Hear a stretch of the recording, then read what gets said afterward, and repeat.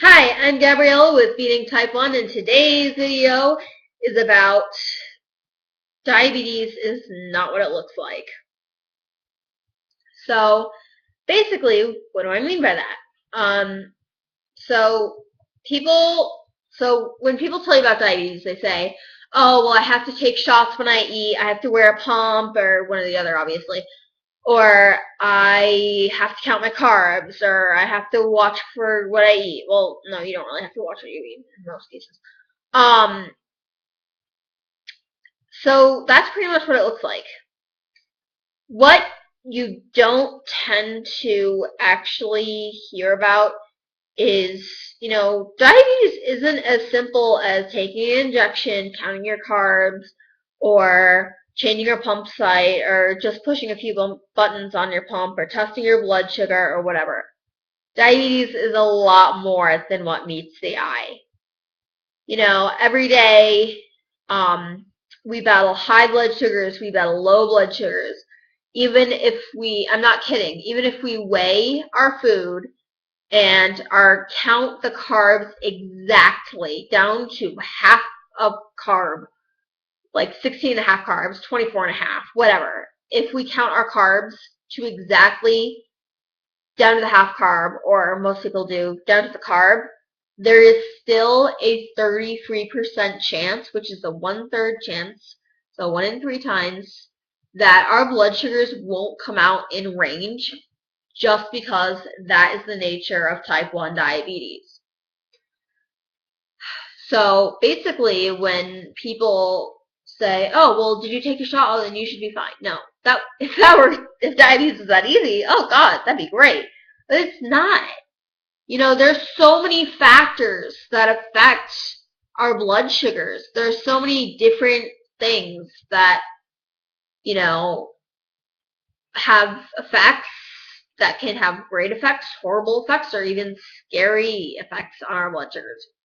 For example, let's say I have a math test on Tuesday and it's Monday night, and I'm like studying, and then I go to first period math the next day, and I take my test. Well, here's the thing: if my blood sugar, if I'm stressing a lot about the test, like I'm really stressed, okay, oh my gosh, I'm so stressed, like I'm so nervous, I'm gonna get a bad grade. This grade is gonna make me pass or fail or whatever. Normal test anxiety, just normal test anxiety. Let's face it, most people, if not all people, have just regular academic test anxiety because we want to do well naturally. Well, when you have diabetes, that small amount or massive amount of test anxiety, even regular standard test anxiety, can have a major effect on our blood sugars and either can cause us to shoot up or crash. Most people's blood sugars rise with adrenaline, but mine tend to crash. And when I mean crash, I mean plummet into the 30s, the 40s, the 50s. And it's not our fault. It's just, diabetes affects you from head to toe. It affects you from right here to right here.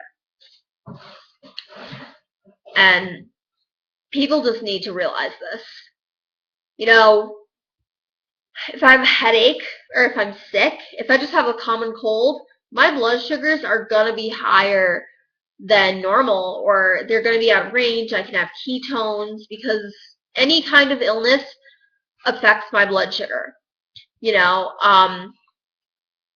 If let's say I'm meeting up with a friend and we're going to go out to dinner, and then we're going to see a really awesome movie, my blood sugar may go really low just because I'm happy. And that has been a really hard battle for me personally because I feel like I'm not allowed to be happy. And I've been through this, I feel like I'm not allowed to be happy because every time I get happy, or excited, or, endorphins pump, I feel like I'm punished for it by my diabetes because my blood sugar drops so low. That is a really hard thing to live with.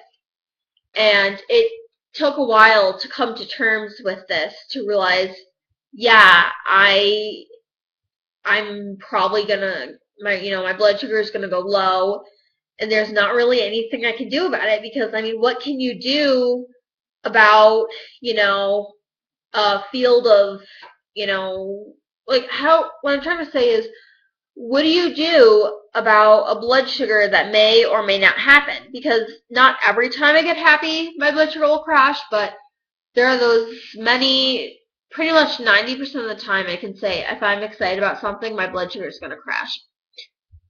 And, it's hard to, like, because the biggest question for caregivers and people with type 1 diabetes, how do you react to that blood sugar? Do you set a temporary basal? Do you take less insulin?